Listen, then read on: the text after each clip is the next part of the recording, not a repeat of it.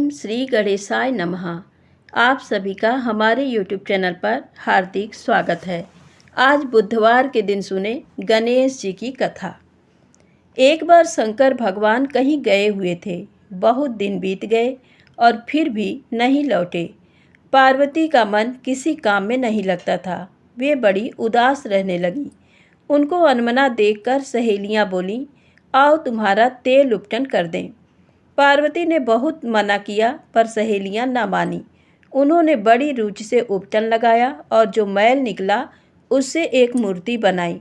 मूर्ति एक सुंदर बालक की बन गई। सहेलियां बोली, गौरी अब तुम इस पर अपनी छिंगुनिया का खून छिड़क दो तो ये सचमुच का बालक बन जाए। गौरी तुम इसे जीवन दो। पार्वती ने अपनी छिंगुलियां काटकर उस मूर्ति पर खून छिड़क दिया। मैल के बालक में जीवन आ गया। उस बालक का नाम मन विनायक रखा। भगवान शंकर के वियोग में पार्वती खाना पीना नहाना सभी कुछ भूल गई थीं। उपटन के बाद सोचा चलो नहा लिया जाए। ये मन विनायक से बोली, बेटा मैं नहा लूँ, तुम बाहर घर की देहरी पर बैठो और देखो कोई आने न पावे। मन विनायक बोले, अच्छा माँ, और देहरी पर आराम से पैर फैलाकर बैठ गए। थोड़ी ही देर हुई कि शिव जी आ गए। बहुत दिनों के बाद आए थे। घर जाने की उतावली थी पर देहरी पर मन विनायक को देखकर ठिठक गए और बोले, तुम कौन हो जो रास्ता रोके बैठे हो।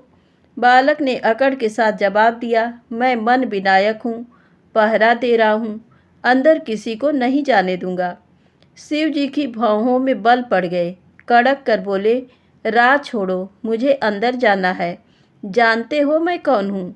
मन विनायक बड़े शांत भाव से बोले, आप कौन हैं मुझे जानने की ज़रूरत नहीं। मैं तो केवल इतना जानता हूँ कि मेरे रहते इस देहरी के भीतर कोई पाँव नहीं रख सकता।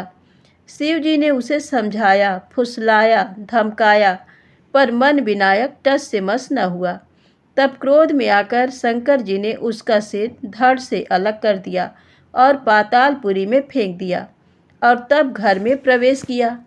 पार्वती जी नहा रही थी। शिव जी को देखते ही खुश भी हुई और घबरा भी गईं और तुरंत पूछा, क्या तुमको कोई बाहर नहीं मिला, किसी ने रोका नहीं। शिव जी बोले, हाँ, एक अद्भुत बालक मिला था, वह मेरी राह रोक रहा था। मैंने बहुत समझाया, धमकाया पर वह एक जिद्दी लड़का था, वह न माना तो मैंने उसका सिर काटकर पाताल में फेंक दिया। इतना सुनते ही पार्वती का चेहरा गुस्से से लाल हो गया। शिव जी पार्वती के कठोर रूप को देखकर सहम गए। पार्वती ने ललकारते हुए कहा, तुमको मुझसे युद्ध करना होगा, बिना हारे जीते निस्तार नहीं। शिव जी इस परिस्थिति के लिए तैयार नहीं थे। पार्वती के क्रोध को देखकर मन ही मन कांप गए। प्रलय होने लगी। सभी देवी देवता दौड़े आए और पार्वती को मनाने लगे पर पार्वती का क्रोध बराबर बढ़ता ही गया। अंत में विष्णु भगवान बोले, देवी तुम शांत हो, मैं तुम्हारे पुत्र को जीवित करता हूँ। अपने चरों को उन्होंने आदेश दिया कि जाओ और सारे विश्व को छान डालो और जो माँ अपने पुत्र की ओर पीठ किए हो उस बालक का सिर काट लाओ। थोड़ी देर में चर वापस लौट आए और बड़े निराश स्वर में बोले कि कोई भी माँ नहीं मिली जो अपने बच्चे की ओर पीठ किए हो। सभी अपने पुत्रों को छाती से लगाए ही मिली।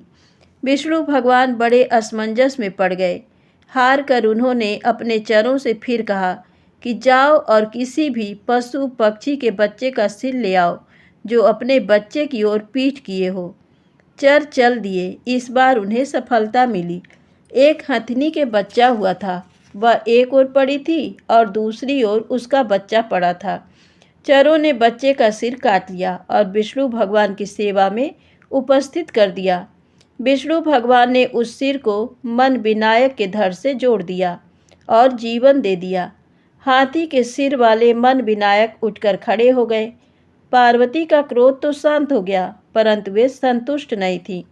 उनका सुंदर मुख वाला मन विनायक गजानन हो गया था पर अब हो ही क्या सकता था। विष्णु जी ने पार्वती को समझाया, देवी असंतुष्ट मत हो, क्रोध त्याग दो, तुम्हारा पुत्र बड़ा तेजस्वी होगा। विघ्न विनाशक के रूप में मृत्यु लोक में इसकी पूजा होगी। किसी भी शुभ कार्य के प्रारंभ में इसी का स्मरण किया जाएगा। पूजा पाठ में भी सर्वप्रथम इसी की पूजा होगी। आज से इसका नाम विघ्न विनाशक गणेश होगा। पार्वती प्रसन्न होकर हंसने लगी, मानो वर्षा ऋतु में धूप निकल आई हो। प्रेम से बोले गणेश जी महाराज की जय हो। अब आइए सुने गणेश जी की दूसरी कहानी। एक माँ अपने बेटे को रोज 3 पैसे देती थी। बेटा उसमें से 1 पैसे के फूल लेकर गणेश जी की मूर्ति पर चढ़ा देता था। बाकी 2 पैसे माँ को लौटा देता था। किसी ने माँ को बहका दिया कि अपने बेटे को पैसे मत दिया करो, ये बिगड़ा जा रहा है। माँ अपने बेटे की ये शिकायत सुनकर डर गई कि कहीं मेरा बेटा बिगड़ न जाए। इस भय के कारण उसने अपने बेटे को दूसरे दिन पैसे नहीं दिए। लड़के ने माँ को बहुत समझाया पर माँ नहीं मानी, उसे पैसे नहीं मिले। लाचार होकर भूखे प्यासे बच्चे ने गणेश जी के मंदिर में जाकर अनशन कर दिया। मंदिर में जा लेटा और प्रतिज्ञा की कि जब तक गणेश जी पर फूल नहीं चढ़ा लूँगा, अन्न जल ग्रहण नहीं करूँगा। गणेश जी के मन पर बड़ा संकट पड़ा, उन्हें प्रकट होना पड़ा। गणेश जी प्रकट होकर बोले, बेटा क्या दुख है, यहाँ क्यों पड़े हो? बच्चा बोला, 1 पैसे के फूल खरीदकर मैं रोज गणेश जी की मूर्ति पर चढ़ाता था, पर आज माँ ने पैसे ही नहीं दिए, फूल कहाँ से लाऊं? गणेश जी बोले, बस इतनी सी बात, देखो सामने कितने फूल लगे हैं, चाहे जितने चढ़ाओ और घर ले जाओ। इतना कहकर गणेश जी अंतर्ध्यान हो गए। उस बालक ने मंदिर के चारों तरफ फूल ही फूल देखे। उसने कुछ फूल तोड़े और गणेश जी की मूर्ति पर चढ़ाया, कुछ घर ले आया। उसने जैसे ही फूल रखा वे सोना हो गए। माँ ने देखा तो पूछा, अरे अभागे, किसकी हत्या की, कहाँ डाका डाला, ये सोना कहाँ से ले आया? बेटा बोला, मैं क्या जानूँ, गणेश जी ने मुझे फूल दिए थे, वे सोना हो गए तो मैं क्या करूं? माँ ने बेटे को गले से लगा लिया और बड़े प्यार के साथ कहा, बेटा तू भाग्यवान है, तू गणेश जी का सच्चा भक्त है। तो प्रेम से बोले गणेश जी महाराज की जय हो। यदि आपको कथा अच्छी लगी हो तो प्लीज़ मेरे चैनल को लाइक सब्सक्राइब अवश्य करें, ज़्यादा से ज़्यादा शेयर करें। प्रेम से बोलें गणेश जी महाराज की जय हो।